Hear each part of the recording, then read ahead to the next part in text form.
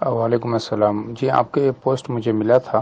دیکھیے، جلالہ سے حضور اکرم صلی اللہ علیہ وسلم نے منع فرمایا، یہ حدیث بھی موجود ہے اور یہ روایت بھی درست ہے۔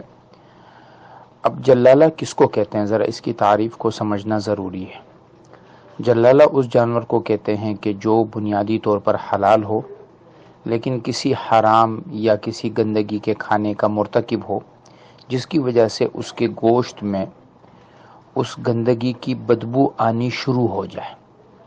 جیسے بعض اوقات بعض بکرے پیشاب پینے کے عادی ہو جاتے ہیں تو ان کے جسم سے پیشاب کی بدبو آنی شروع ہوتی ہے۔ پہلے زمانے میں مرغیاں جو باہر چگتی تھی وہ ادھر ادھر جو ہے وہ گندگی کھا لیا کرتی تھی۔ تو جو بھی جانور گندگی کھانے کا عادی ہو اور اس کے جسم سے گندگی کی بدبو آنی شروع ہو جائے تو علماء کہتے ہیں کہ اب یہ جلالہ ہے اور اس کا کھانا مکروہ تحریمی ہے۔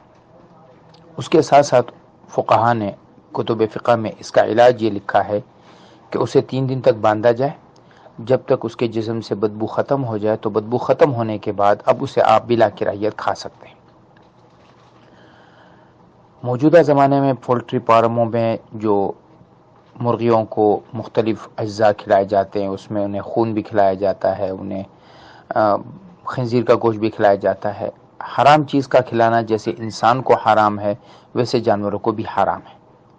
لیکن آیا وہ حرام چیز کھانے سے وہ چیز حرام ہو جاتی ہے؟ تو نہیں۔